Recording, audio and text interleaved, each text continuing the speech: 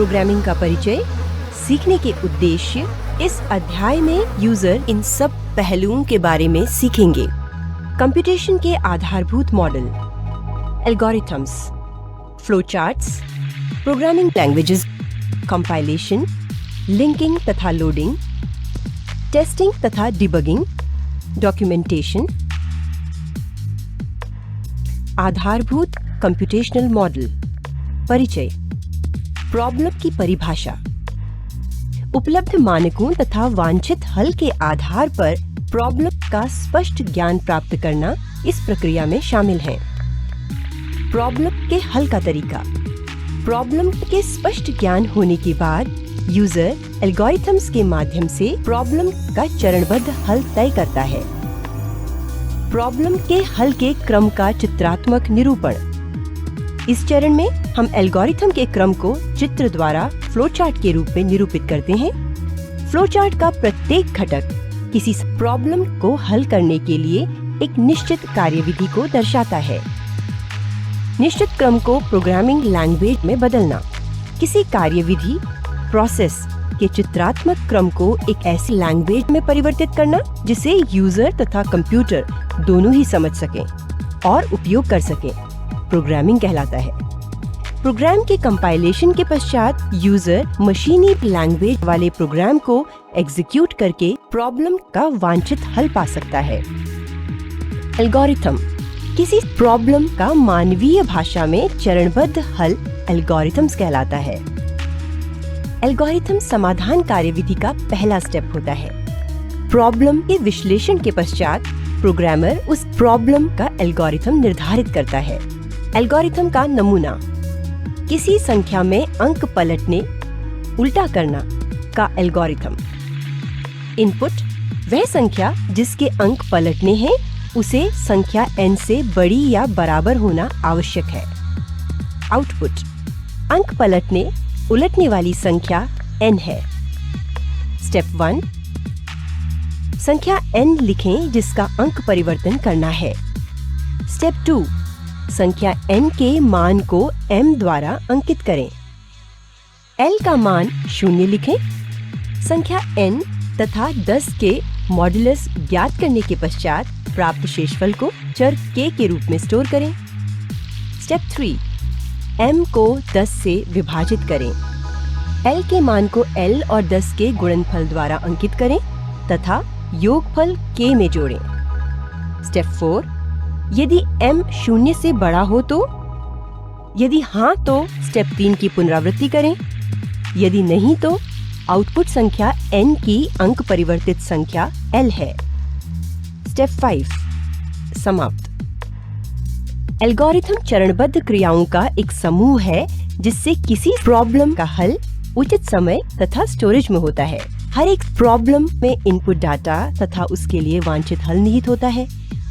यहाँ यह तय करना महत्वपूर्ण है कि यदि उपलब्ध डाटा प्रॉब्लम के हल में वास्तव में पर्याप्त सहायक है और यदि ऐसा है तो वे विधियाँ कौन कौन सी हैं जिन्हें उस डाटा पर लागू करके वांछित हल प्राप्त किया जा सकता है। एक प्रॉब्लम के हल के लिए उचित कार्यविधि को तय करना ही एल्गोरिथम कहलाता है।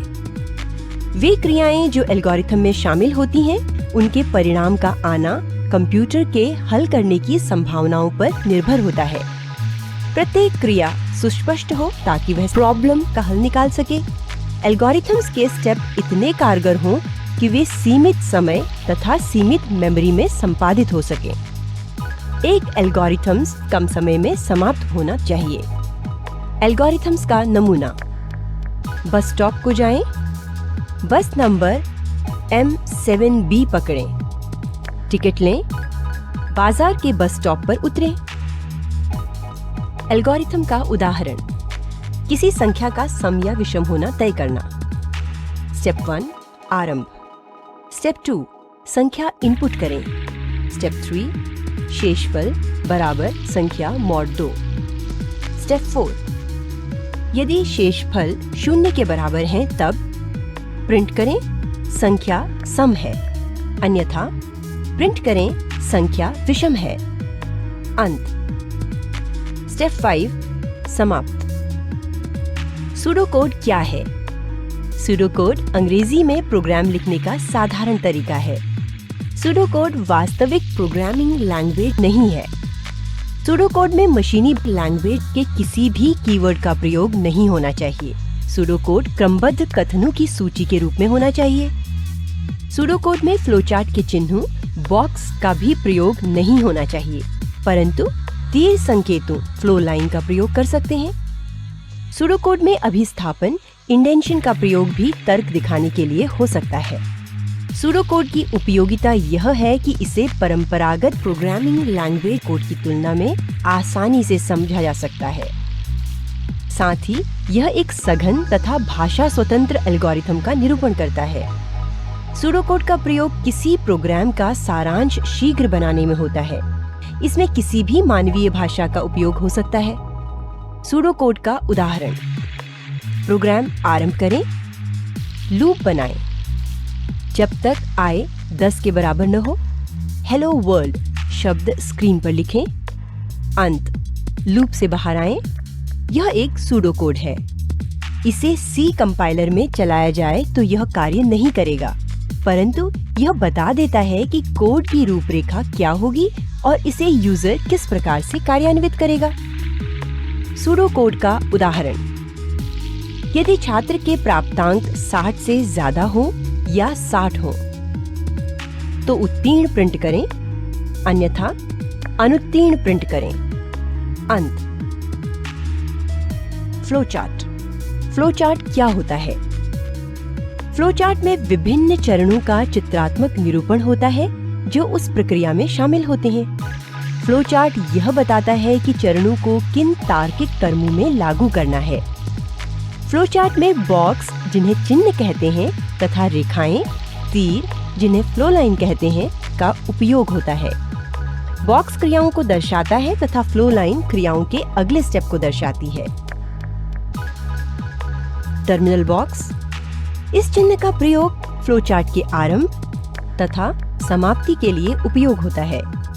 जब इस चिन्ह का उपयोग आरंभ के लिए होता है तो कोई भी फ्लो लाइन इसके अंदर नहीं जा सकती, सिर्फ एक फ्लो लाइन इससे बाहर निकलती है। जब इस बॉक्स का उपयोग समाप्त के लिए होता है तो इससे कोई भी फ्लो लाइन बाहर नहीं निकल सकती, परंतु अनेक फ्लो लाइंस इसमें अंदर आ सकती हैं।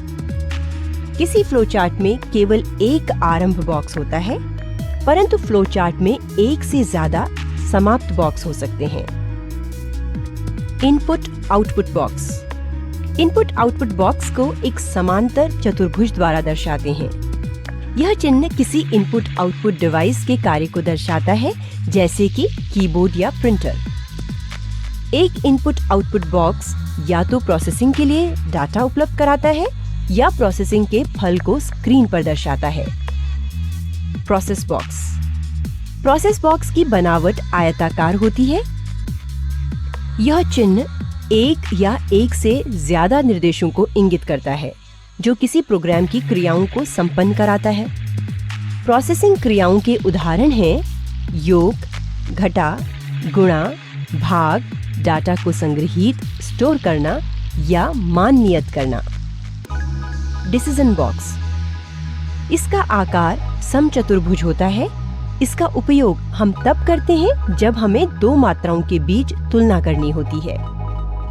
इसका उपयोग हम परिस्थितियों, कंडीशंस की जांच के लिए भी करते हैं। डिसीजन बॉक्स किसी परिस्थिति के दो विकल्पों को दर्शाता है, सही या गलत। बराबर, से कम या बराबर, से बड़ा या बराबर, के बराबर नहीं आदि निर्देशों का उपयोग निर्णय बॉक्स में होता है। किसी प्रॉब्लम के हल के लिए एल्गोरिथम तथा फ्लोचार्ट के उदाहरण। किसी संख्या के फैक्टोरियल मान ज्ञात करने का एल्गोरिथम। स्टेप 1 आरंभ। स्टेप 2 संख्या n का मान लें। स्टेप 3 आरंभ करना। i बराबर 1, फैक्टोरियल बराबर 1। स्टेप 4 स्टेप 4 से 6 बार बार दोहराएं जब तक i n के बराबर ना हो जाए। स्टेप 5 i बराबर i जमा 1। स्टेप 6 फैक्टोरियल बराबर फैक्टोरियल गुणा i। Step 7 print factorial. Step 8 समाप्त। किसी संख्या के फैक्टोरियल मान ज्ञात करने की विधि का समापन। प्रोग्रामिंग लैंग्वेज परिचय।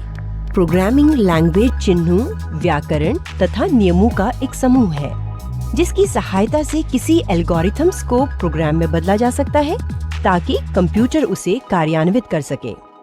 एक प्रोग्रामर मशीन कंप्यूटर से प्रोग्रामिंग लैंग्वेज के द्वारा संपर्क साधता है।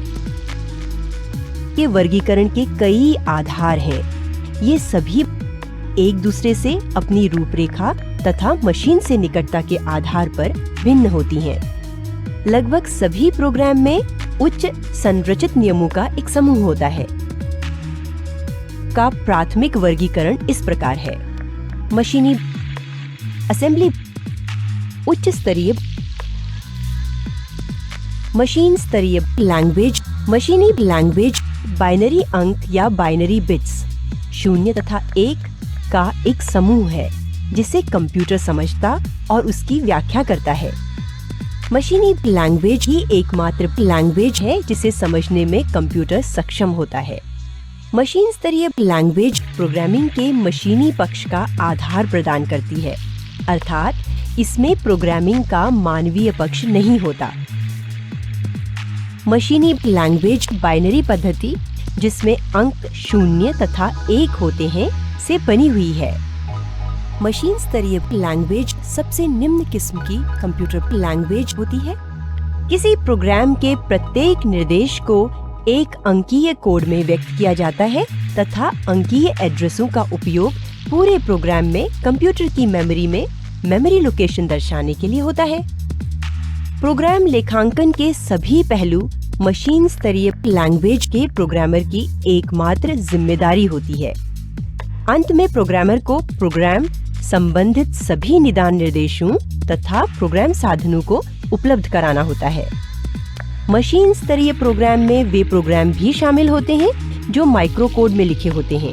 उन्हें माइक्रो प्रोग्राम भी कहते हैं। माइक्रो कोड कुछ शक्तिशाली मशीन स्तरीय निर्देशों की अभिव्यक्ति को बुनियादी मशीन निर्देशों के समूह के रूप में व्यक्त कराता है। प्रत्येक कंप्यूटर की प्रोग्रामिंग लैंग्वेज केवल एक ही होती है जिसे किसी अनुवादक प्रोग्राम की जरूरत नहीं होती और इसे हम मशीन लैंग्वेज कहते हैं। मशीन स्तरीय लैंग्वेज प्रोग्राम जो कि प्रथम पीढ़ी के प्रोग्राम होते हैं, कंप्यूटर संचालन के सबसे बुनियादी स्तर पर लिखे जाते हैं।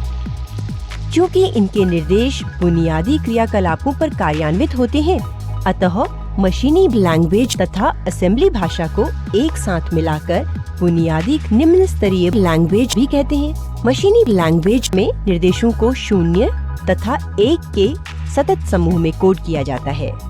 मशीन स्तरीय लैंग्वेज के प्रोग्राम काफी जटिल होते हैं और उन्हें लिखना एक मुश्किल कार्य है। एक मशीन स्तरीय लैंग्वेज किसी एक ही कंप्यूटर के लिए होती है और उसी मशीन के द्वारा समझी जा सकती है। मशीनी लैंग्वेज के सामान्य रूप से 2 भाग होते हैं। Opcode operand. ऑपकोड क्रिया संकेत बताते हैं कि कंप्यूटर कौन सा कार्य करेगा। ऑपरेंड स्थिति संकेत उस डाटा को उपलब्ध कराते हैं जिस पर कार्य होना है अथवा ये बताते हैं कि डाटा कहां से प्राप्त करना है या फिर कहां स्टोर करना है। इसके लाभ: मशीन स्तरीय निर्देश सीधे ही एग्जीक्यूट होते हैं। मशीन स्तरीय लैंग्वेज कंप्यूटर सिस्टम के संसाधनों जैसे कि मेमोरी तथा रजिस्टर का प्रभावी ढंग से उपयोग करती है। मशीनी लैंग्वेज के निर्देशों का उपयोग प्रत्येक बिट्स को व्यक्तिगत रूप में परिवर्तित करने के लिए किया जाता है। क्योंकि मशीन स्तरीय लैंग्वेज को कंप्यूटर सहज रूप से समझता है, अतः मशीनी लैंग्वेज तेजी से कार्यवाही करती है। इसकी कमियां: प्रोग्राम करना मुश्किल। मशीनी लैंग्वेज में प्रोग्रामिंग एक मुश्किल कार्य है क्योंकि इनमें निर्देशों को 0 तथा 1 के सतत क्रम में बनाया जाता है जिसे समझना कठिन है। त्रुटि प्रवृत्त: मशीनी लैंग्वेज में प्रोग्रामर को एक ही साथ कई क्रियाएं जैसे कि मेमोरी प्रबंधन, निर्देश चक्र आदि का ध्यान रखना पड़ता है, जो कि उसे महत्वपूर्ण तार्किक क्रियाओं से ध्यान वंचित कराता है। इसलिए गलतियां होने की संभावना बढ़ जाती है। मशीन पर निर्भरता। क्योंकि प्रत्येक कंप्यूटर दूसरे कंप्यूटर से संरचना में अलग होता है, अतः किसी एक कंप्यूटर के लिए लिखे गए निर्देश दूसरे कंप्यूटर पर नहीं चल सकते। मशीन स्तरीय का किसी एक मशीन पर निर्भरता के कारण इन्हें एक कंप्यूटर से दूसरे कंप्यूटर पर स्थानांतरित नहीं कर सकते, अर्थात ये पोर्टेबल नहीं होती। मशीनी लैंग्वेज में प्रोग्रामिंग करने पर प्रोग्रामर की उत्पादकता कम हो जाती है।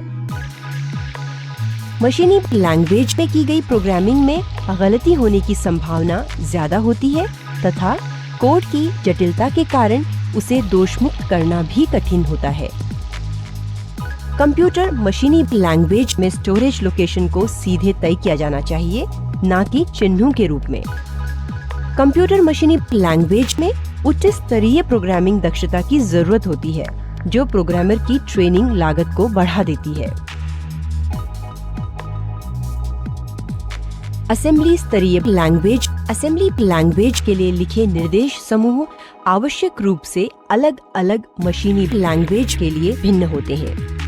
मशीनी लैंग्वेज की तरह असेंबली लैंग्वेज भी प्रत्येक कंप्यूटर के लिए भिन्न होती है। मशीनी लैंग्वेज तथा असेंबली लैंग्वेज में मुख्य अंतर यह है कि असेंबली लैंग्वेज में 0 तथा 1 के सतत क्रम के स्थान पर निर्देशों को व्यक्त करने के लिए अक्षरों या चिन्हों का प्रयोग होता है, जिसे निमोनिक कोड कहते हैं।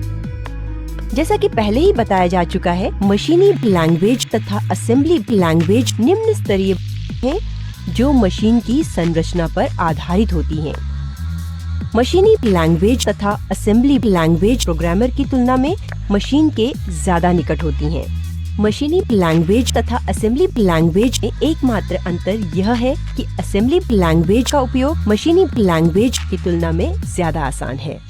एक विशुद्ध असेंबली लैंग्वेज में प्रत्येक कथन विशेष रूप से एक ही मशीनी निर्देश को दर्शाता है, अर्थात एक मशीनी निर्देश के लिए एक कथन होता है। अतः एक ऑनलाइन असेंबली लैंग्वेज एक n शब्दों वाला मशीनी लैंग्वेज प्रोग्राम निर्मित करेगी। असेंबली लैंग्वेज, जो कि निमोनिक कोड पर आधारित होती है, बाइनरी या हेक्साडेसिमल कोड के उपयोग से बनी मशीन लैंग्वेज की तुलना में ज्यादा सरल होती है। असेंबली लैंग्वेज में योग, घटा, गुणा या भाग को याद रखना मशीनी लैंग्वेज में दिए गए संख्यात्मक मूल्यों से ज्यादा आसान होता है। असेंबली लैंग्वेज मेमोरी लोकेशन के लिए सांकेतिक नामों का उपयोग करती है, जबकि मशीनी लैंग्वेज अंकीय मानों का। असेंबली लैंग्वेज बिट्स की अधिकता को सीधी जांच सकती है, परंतु एक प्रकार के उच्च स्तरीय लैंग्वेज ऐसा नहीं कर सकती है। एक असेंबली लैंग्वेज एक ही प्रकार के कंप्यूटर पर चल सकती है जिसके लिए उसे लिखा गया है, जबकि उच्च स्तरीय लैंग्वेज किसी भी कंप्यूटर पर चल सकती है। असेंबली स्तरीय लैंग्वेज के लाभ। असेंबली लैंग्वेज मशीनी लैंग्वेज से ज्यादा सरल होती है। असेंबलर प्रोग्रामिंग कमियों की जांच में उपयोगी होता है। प्रोग्रामर के पास डाटा का पूर्ण लोकेशन नहीं होता। असेंबली लैंग्वेज मॉड्यूलर प्रोग्रामिंग को बढ़ावा देती है। असेंबली स्तरीय लैंग्वेज की कमियां। असेंबली लैंग्वेज के प्रोग्राम्स सीधे कार्यान्वित एग्जीक्यूटेबल नहीं होते। असेंबली लैंग्वेज मशीन पर निर्भर होती है, इसलिए ये एक मशीन से दूसरी मशीन पर नहीं लिए जाते। असेंबली लैंग्वेज में प्रोग्रामिंग के लिए उच्च स्तरीय दक्षता की जरूरत होती है। उच्च स्तरीय लैंग्वेज। उच्च स्तरीय लैंग्वेज एक ऐसी लैंग्वेज है जो कि प्रोग्रामिंग के मानवीय तथा एप्लीकेशन पक्ष को आधार प्रदान करती है। इसकी मुख्य विशेषताएं हैं एल्गोरिथम की तार्किक संरचना बनाना, विभिन्न कंप्यूटरों पर चलने की क्षमता रखना। एक मशीन स्वतंत्र तरीका है जो किसी कार्य को संपादित करने के लिए निर्देशों के क्रम को दर्शाती है। एक लैंग्वेज को किसी कार्यविधि के साधारण क्रम को संक्षिप्त रूप में दर्शाने के लिए रूपांकित किया जा सकता है। उच्च स्तरीय लैंग्वेज प्रोग्राम की एक पंक्ति प्रभावशाली क्रियाओं का संचालन करती है जो मशीनी स्तर पर सैकड़ों निर्देशों के बराबर होती हैं। यद्यपि बहुत से प्रोग्रामर असेंबली लैंग्वेज को मान्यता देते हैं क्योंकि यह लैंग्वेज दक्षता से कार्य करती है, नई पीढ़ी की लैंग्वेज की शक्ति और लचीलेपन ने मानव तथा कंप्यूटर क्षमता के संदर्भ में उन्हें निम्न स्तर की से भी पीछे छोड़ दिया है। इसी कारण ज्यादा से ज्यादा प्रोग्रामिंग अब उच्च स्तरीय लैंग्वेज में की जाने लगी है। उच्च स्तरीय के उदाहरण हैं बेसिक, विजुअल बेसिक, सी, C++, जावा, पर्ल, कोबोल, फोर्ट्रान आदि। उच्च स्तरीय अंग्रेजी के वाक्यों की तरह ही होती हैं, जो समझने तथा प्रयोग करने में सरल होती हैं। उच्च स्तरीय प्रोग्रामर के ज्यादा निकट होती हैं और प्रोग्रामिंग कार्य को सरल बनाती हैं। उच्च स्तरीय प्रोग्रामर को प्रचुर निर्देशों का समूह तथा आधार उपलब्ध कराती हैं, जिससे प्रोग्रामर का जीवन और भी आसान हो जाता है। इससे पहले कि एक उच्च स्तरीय प्रोग्राम को किसी सीपीयू पर कार्यान्वित किया जाए, इसे मशीनी कोड में बदलना जरूरी है। प्रोग्रामिंग जैसे कि सी, फोर्ट्रान अथवा पास्कल आदि प्रोग्रामर को ऐसे प्रोग्राम लिखने में मदद करती हैं जो कुछ खास मशीनों की निर्भरता से कम या ज्यादा स्वतंत्र होती हैं। ऐसी को ही उच्च स्तरीय लैंग्वेज माना जाता है क्योंकि ये मानव भाषा के निकट होती हैं तथा मशीनी लैंग्वेज से दूर होती हैं। इसके विपरीत असेंबली को निम्न स्तरीय माना जाता है क्योंकि वह मशीनी के ज्यादा निकट होती हैं। उच्च स्तरीय के लक्षण। उच्च स्तरीय समझने में सरल होती हैं। उच्च स्तरीय लैंग्वेज में बने प्रोग्राम्स पोर्टेबल होते हैं। उच्च स्तरीय लैंग्वेज में बने प्रोग्राम में त्रुटि सुधार, डीबगिंग आसान होता है और लिखा गया प्रोग्राम मशीन पर निर्भर नहीं करता। उच्च स्तरीय लैंग्वेज के लाभ। प्रोग्राम में आसानी। इसमें प्रोग्रामर रजिस्टर, पोर्ट या स्टोरेज के झंझटों से मुक्त होकर प्रोग्राम के तार्किक लक्षणों पर ज्यादा ध्यान दे सकता है। मशीन स्वतंत्रता। यदि अन्य कंप्यूटरों पर समान कंपाइलर तथा लाइब्रेरी हो तो इन प्रोग्रामों को विभिन्न प्लेटफॉर्म वाले कंप्यूटरों पर चलाया जा सकता है। सरल रखरखाव। उच्च स्तरीय लैंग्वेज के प्रोग्राम का रखरखाव असेंबली लैंग्वेज से आसान है क्योंकि इसमें कोडिंग तथा त्रुटियों की जांच बहुत ही सरल है। सीखने में सरल। निम्न स्तरीय की तुलना में उच्च स्तरीय लैंग्वेज को सीखना आसान है। इसके अतिरिक्त उच्च स्तरीय लैंग्वेज स्थिति के अनुरूप ढल सकती हैं और सहजता से लिखी जा सकती हैं। कंपाइलेशन। कंपाइलर प्रोग्राम किसी उच्च स्तरीय लैंग्वेज के निर्देशों को मशीन स्तरीय लैंग्वेज में रूपांतरित करता है। प्रत्येक उच्च स्तरीय लैंग्वेज के लिए एक अलग कंपाइलर की आवश्यकता होती है। उच्च स्तरीय लैंग्वेज प्रोग्राम साधारणतः एक प्रोग्रामर की सुविधा है और इसे स्रोत में कार्यान्वित नहीं किया जा सकता है। एक वास्तविक उच्च स्तरीय लैंग्वेज प्रोग्राम को सोर्स प्रोग्राम कहा जाता है। किसी कंप्यूटर का कंपाइलर उच्च स्तरीय लैंग्वेज प्रोग्राम को स्वतः उसी मशीन स्तरीय लैंग्वेज प्रोग्राम, जिसे ऑब्जेक्ट प्रोग्राम कहते हैं, में बदल देता है। इस प्रकार के कंपाइलर को सेल्फ रेजिडेंट कंपाइलर कहते हैं। कंपाइलर पूरे प्रोग्राम को कंपाइल करते हैं तथा अंत में त्रुटियों का विवरण देते हैं। कंपाइलेशन क्या होता है? कंपाइलर एक युक्ति है जो उच्च स्तरीय लैंग्वेज प्रोग्राम को किसी कंप्यूटर के लिए मशीनी निर्देशों के क्रम में बदल देता है, जिससे वह विशेष कंप्यूटर के नियत कार्य को संपूर्ण कर सकता है। यूजर प्रायः कमांड लाइन पर उपलब्ध विकल्पों या सोर्स कोड में निहित निर्देशों के द्वारा कंपाइलर के कार्य को नियंत्रित करते हैं, परंतु उन्हें शायद ही कभी प्राप्त मशीनी लैंग्वेज कोड को जांचने की जरूरत पड़ती है। उच्च स्तरीय लैंग्वेज को मशीन स्तरीय लैंग्वेज में बदलना ही कंपाइलेशन कहलाता है। सोर्स कोड को ऑब्जेक्ट कोड में बदलना कंपाइलर के द्वारा किया जाता है। कंपाइलेशन प्रक्रिया। सी प्रोग्रामिंग लैंग्वेज के कंपाइलेशन तथा उसे लागू करने की प्रक्रिया को कई चरणों में विभाजित किया जा सकता है। Pre processing. एक प्री प्रोसेसर प्रोग्राम C के सोर्स कोड को विस्तारित सोर्स कोड में बदल देता है। #include तथा #define कथनों की प्रोसेसिंग होती है और उन्हें प्रतिस्थापित कर दिया जाता है। कंपाइलेशन, एक कंपाइलर प्रोग्राम C के विस्तारित सोर्स कोड को असेंबली सोर्स कोड में बदल देता है। असेंबली प्रोग्राम का उपयोग असेंबली सोर्स कोड को ऑब्जेक्ट कोड में बदल देता है। लिंकिंग प्रोग्राम द्वारा ऑब्जेक्ट कोड को एग्जीक्यूटेबल कोड में बदल दिया जाता है। इस क्रिया में ऑब्जेक्ट कोड की इकाइयों को आपस में जोड़ दिया जाता है। लोडर प्रोग्राम एग्जीक्यूटेबल कोड को CPU पर चलाने के लिए लोड करता है। लिंकिंग तथा लोडिंग। लिंकिंग क्या है? सभी फाइलों के कंपाइलेशन के बाद उनका समागम करके एक एग्जीक्यूटेबल फाइल बनाना जिसको प्रयोगकर्ता प्रोग्राम चलाने के लिए प्रयोग कर सके। C प्रोग्रामिंग लैंग्वेज में कंपाइल्ड प्रोग्राम कुछ स्टैंडर्ड प्रोग्राम की सहायता से ही सही परिणाम देते हैं। ऐसे स्टैंडर्ड प्रोग्राम्स को लाइब्रेरी फाइल कहते हैं जो कंप्यूटर में पहले से ही होते हैं। इसी प्रोसेस को लिंकिंग कहते हैं। लिंकिंग से प्राप्त परिणाम ही एग्जीक्यूटेबल फाइल कहलाती है। एक एग्जीक्यूटेबल फाइल को बनाने के लिए लिंकर लाइब्रेरी फाइलों को इकट्ठा करता है। लिंकर का प्राथमिक कार्य है सांकेतिक फाइलों के नामों को मेमोरी एड्रेस से बांधना।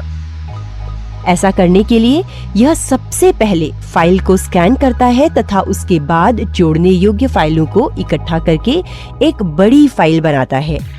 तब यह पुनः जांच करके सांकेतिक नामों को वास्तविक मेमोरी पते पर बांधता है। लिंकिंग एक प्रक्रिया है जिसमें कुछ छोटी एग्जीक्यूटेबल फाइलों को मिलाकर एक बड़ी एग्जीक्यूटेबल फाइल बनाई जाती है। लोडिंग में एग्जीक्यूटेबल फाइल को एग्जीक्यूट करने से पहले मेमोरी पर लोड किया जाता है। लिंकिंग दो प्रकार की होती है, static linking, dynamic linking. Static linking compilation के वक्त होती है, अर्थात यह प्रोग्राम की लोडिंग से पहले होती है। स्टैटिक लिंकिंग द्वारा जिन बाहरी संकेतों को प्रोग्राम उपयोग करता है, उदाहरण फंक्शन नेम्स, उन्हें कंपाइल टाइम में सुलझाया जाता है। डायनामिक लिंकिंग रन करते समय होती है, इसलिए यह प्रोग्राम को लोड करते हुए या लोड करने के बाद होती है। डायनामिक लिंकिंग द्वारा संकेतों का विघटन लोड करते वक्त या फिर रन करते समय किया जाता है। Lazy binding. लोडिंग क्या है? फाइलों के कंपाइलेशन और लिंकिंग के बाद एग्जीक्यूटेबल फाइल को कंप्यूटर के मेमोरी फाइल में लोडर द्वारा डाल दिया जाता है। यही लोडिंग कहलाता है। प्रोग्राम लोडिंग का अर्थ है किसी प्रोग्राम को द्वितीयक मेमोरी, सेकेंडरी मेमोरी से मुख्य मेमोरी पर कॉपी करना ताकि वह रन यानी कि एग्जीक्यूट करने के लिए तैयार हो जाए। कुछ मामलों में लोडिंग सिर्फ कॉपी करना ही नहीं होता, बल्कि सुरक्षा बिट्स को तय करना या फिर वर्चुअल मेमोरी तैयार करना या फिर वर्चुअल मेमोरी एड्रेस को डिस्क पृष्ठों पर मैप करना। टेस्टिंग तथा डिबगिंग। परिचय। जांच में कोड में त्रुटियों को ढूंढना शामिल होता है। किसकी जांच करें? Compilation error, syntax error. Compiler user के कार्यक्रम को नहीं समझ सकता क्योंकि यह वाक्य रचना का पालन नहीं करता। कुछ सामान्य सिंटैक्स एरर इस प्रकार हैं: अनुपस्थिति या स्थान परिवर्तन या किसी एक प्रक्रिया के लिए रिटर्न टाइप की अनुपस्थिति, चर वेरिएबल, उद्घोषणा डिक्लेरेशन की अनुपस्थिति या समरूपता। त्रुटियों के प्रकार।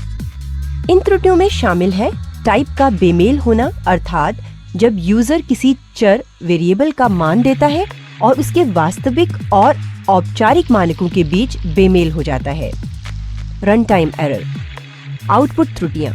ये त्रुटियां तब होती हैं जब प्रोग्राम चलता है परंतु गलत परिणाम देता है।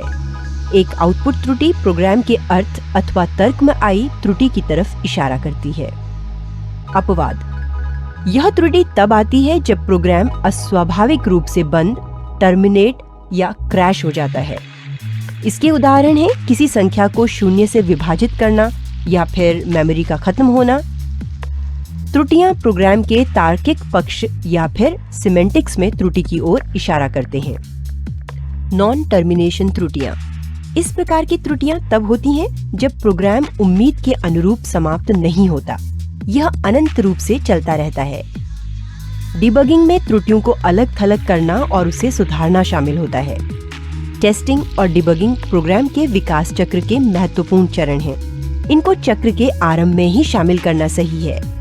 यदि प्रोग्राम के प्रत्येक घटक की पूर्ण टेस्टिंग तथा डिबगिंग की जाए तो इससे एक एप्लीकेशंस की टेस्टिंग तथा डिबगिंग में काफी मदद मिलती है। डॉक्यूमेंटेशन। डॉक्यूमेंटेशन क्या है? एक प्रोग्राम के डॉक्यूमेंटेशन में यह सब शामिल होता है: प्रोग्राम की विशेषताएं, इसकी रचना, कोडिंग, इसकी प्रक्रिया आदि का लिखित वर्णन। अपूर्ण या अनुपयुक्त डॉक्यूमेंटेशन यूजर तथा मेंटेनेंस प्रोग्रामर को परेशानी में डाल देता है। डॉक्यूमेंटेशन के दो मुख्य प्रकार हैं: यूजर के लिए डॉक्यूमेंटेशन, मेंटेनेंस प्रोग्रामर के लिए डॉक्यूमेंटेशन। यह लिखित मूल पाठ व व्याख्या के रूप में होता है जो दूसरों के लिए प्रोग्राम को समझना तथा उसे बदलना आसान बनाता है। कंपाइलेशन के दौरान कंपाइलर डॉक्यूमेंटेशन में दी गई व्याख्या की अनदेखी कर सकते हैं। यह प्रोग्राम के चरणों तथा कार्य पद्धति की जानकारी देता है।